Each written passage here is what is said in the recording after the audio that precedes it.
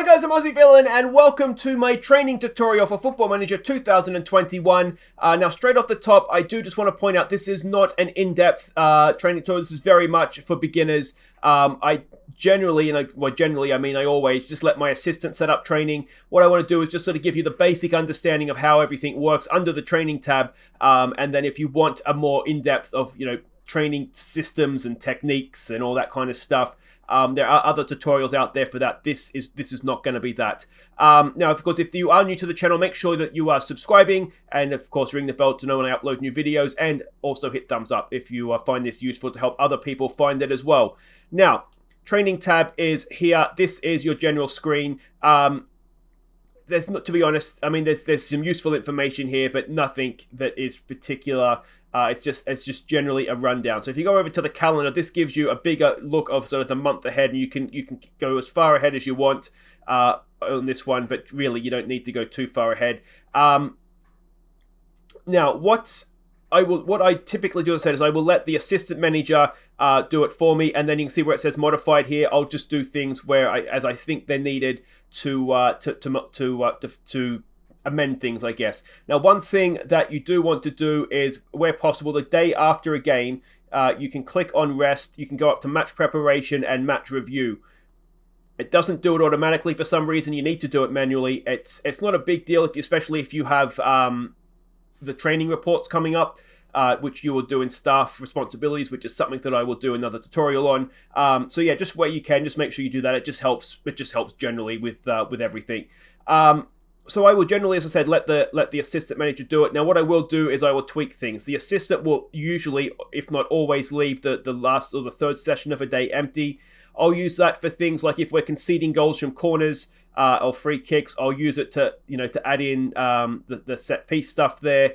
If we're getting a lot of corners and free kicks that we're not scoring from them, we can use it then to attack those things. If we are missing chances, like it's going out of style, technique, chance conversion. If we're not creating chances, chance creation. I'll just basically add in the sessions that I think will help us improve. Again, if we're defending badly, I'll add those things in.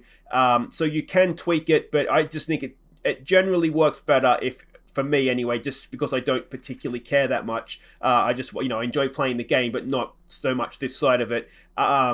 Just letting the assistant manager do it. And if there's a situation where we are defending like absolute a dog's breakfast, then just go and change it for defending for that week. And so you can obviously change things, but I just find for enjoyment purposes, just let the assistant do it and just tweak it where you feel like it needs to be tweaked.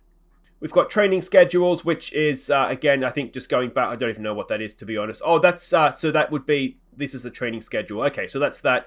Units, so these are, you've got your goalkeeping unit, defensive unit, your attacking unit. Now, if you go back to the calendar, you'll notice that it says here, you're training in particular units, so what each unit will do. So attacking unit, defensive unit, and goalkeeping unit. That's what that is, and then the units are the players in those particular units. Hopefully that's made sense too. So you can amend this. Again, not something that I do, but it is an option there for you. Mentoring. Now, this is something that is worthwhile doing. I always, again, let my assistant do it. I always think it's good to get the best assistant in you can. So in this case, we just have the one mentoring group. So Adam Reach, at our Sheffield Wednesday save here, is mentoring the three other players here. I don't really know what Izzy Brown is in there because he's not even our player, he's just on loan. But you can see here that he has a significant influence on this group, and he's going to have a significant influence on two of our younger midfielders. So that's a good mentoring group then, and Izzy Brown is apparently just there to make up the numbers. So he organises the game of cards, I think. So so that is definitely something worthwhile doing. You can tweak it manually again. You can add another group if you want, but again, just for enjoyment purposes, I just let the assistant do it. But it is worthwhile doing because the players will pick up good traits, bad traits as well. You want to make sure that the right players are doing the mentoring. But it is definitely something that's worthwhile doing. Now, you can do individual training as well. Now, this brings up all the players, and it's very, very overwhelming. If you just want to look at one particular player, actually, let's do an outfield player. You click on them there, you go to development, and just click on their individual training thing there. Now, again, I do let the assistant, my coaching staff, you can see there, they just do all this for me. But what you can do is, if this guy's injured again, so it's not a great example, let's go with this guy. What you can do is you can add an additional focus. Now, it'll tell you here what attributes it's going to work on that particular focus. So it can be good, particularly with young players. If you have a player that you think is going to be a really good centre back, except they can't tackle, or a really good fullback except they can't cross, then you can. This is where you would go and amend that. You can also do traits. Now the traits here, you can see they're all different ones there. I'm not going to go through all of them because that will be very, very tedious for all involved. But one that I do think is usually worthwhile doing, particularly for strikers, is with finishing. If they have good finishing, good composure, get them to place their shots. They will score more goals. You can ask your coaching staff, what they should be doing, what you should be doing there. They will occasionally come to you with suggestions, but it's there. It's an option. So for a defender, you look more at defensive stuff, throwing yourself into tackles, stay on the feet when tackling, and start marking opponents tightly. So if they have good marking, then that's a good one. If they have good tackling, then maybe throwing yourself into tackling is a better idea. But again, the one that I usually tend to use is finishing for strikers, and passing for creative players. You can get them to, if they're rubbish passes, which can work well for centre backs as well, then play simple passes. If they don't have vision, avoid attempting through balls. So it's all there. It's definitely worth having a look at. You can ask them to be more look for the killer pass, long range passes, all those sorts of things. So it is definitely worth having a look at, particularly if you're planning on staying at a club for a while. Individual coaching is definitely something that will improve the players, but it depends how involved you want to be in the game, really. I do tend to let the training side of things kind of slide by a little bit, which makes me perfect to do a tutorial, doesn't it? Resting players, so if players are tired, or just general intensity. Now, what you can do is if you go into medical center here, it'll tell you if they are tired. Now, I should have checked this before we started. If a player is tired, you can just rest them. Now, typically a day or two will do the trick. Just so that they're not fatigued, ready for the next game. So if you have a player that's a key player, you have a lot of run of fixtures coming up, after each game, just come in, just tell them to rest for a little bit, and it'll just help them recover, ready to go for the next one.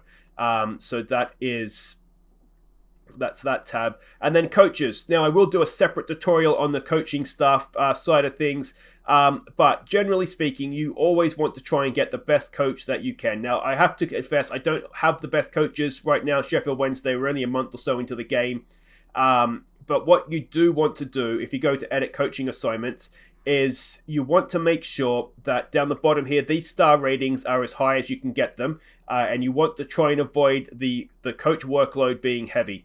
Now, if you hover over sort of the tick box there, it'll bring up both the coach's attributes, and then, so in this case, we're under defending tactical, then it'll highlight for you the attributes that you need to be a good coach in that particular category. So go through, play around with it, try and get it as best as high as you can for all of them. It helps massively. It really, really does.